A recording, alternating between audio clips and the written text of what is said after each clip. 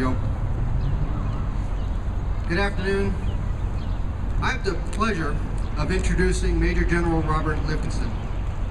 I first met General Livingston at the Clarks Hill training site a few years ago when the 218th came back, and we found out that they had some of their wounded warriors were in nursing homes and in hospitals back here, and they didn't get to go out and have the big celebration like the main unit did when they come back. So we took them out there to Clarks Hill, and the general came out with the families and spent the weekend with them.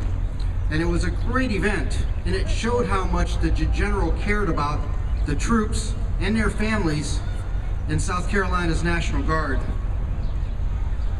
We wanted to make sure that they all got the welcome that they so warmly deserved. So without further ado, the youngest Major General in South Carolina National Guard history, Major General Robert Livingston.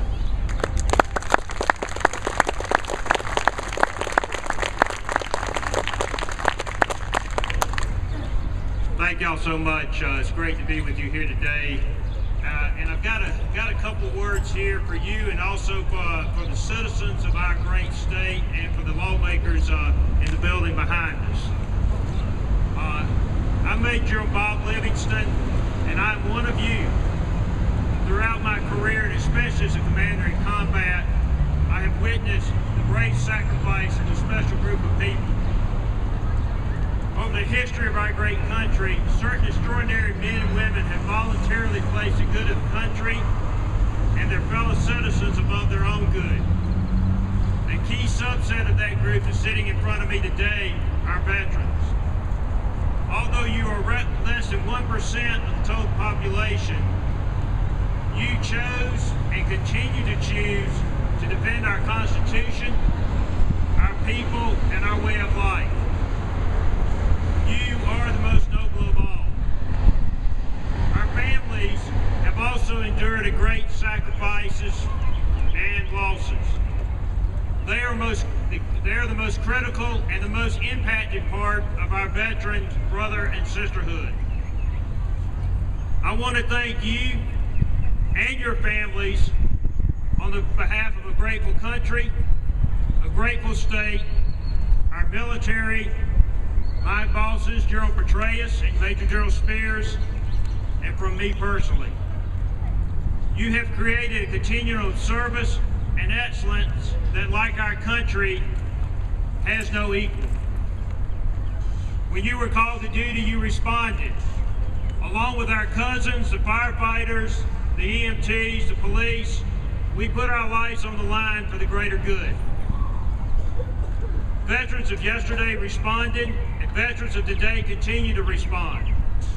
We have young men and women still responding to the call of duty. Just like in the past, we will ask a lot of them, and they will become part of the great legacy that you have created. Our country and freedoms we enjoy are owed to you. However, we as veterans do not hold a promissory note from our federal countrymen. We responded not to promises, but to a call of duty to a higher cause. We gave willingly. At the same time, we were given some promises that our great state and nation could continue to fulfill. We are grateful for the outpouring of support from our citizens and from our government. So I also want to say thank you to the citizens of this great country, this great state, and to the lawmakers that are behind us and any lawmakers in the audience. As citizens, we understand we're in tough economic times. And as we did in war, we're prepared to shoulder a burden. However, many of our brothers and sisters have special circumstances and needs that were created by their selfless service. We ask our citizens and our lawmakers, we'll wait for this ambulance to go by.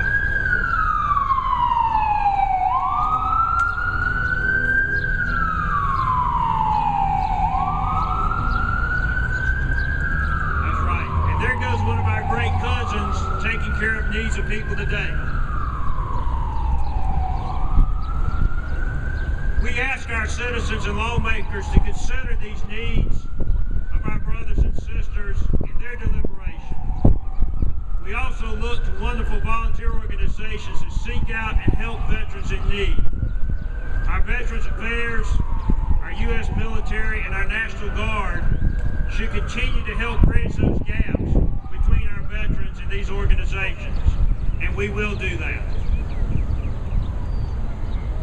As citizens of the United States and South Carolina, we have a lot to be thankful for. Much of what we have today is due to our veterans.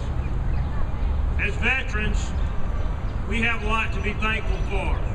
Our support of our citizens, and we really can't ask for any more than that. So today is a day to say thank you to our veterans and to those who we serve, who have treated us so well. It is also a day to remind everyone there are members of our veterans ranks who still need help. As veterans, citizens, and members of our government, our lawmakers, we all have a role to play. Providing this help is a calling, just like our call to battle. Thank you so much. Thank you for your great service. Thank you for your continued service. And it certainly is a pleasure to be with you here today. Thank you.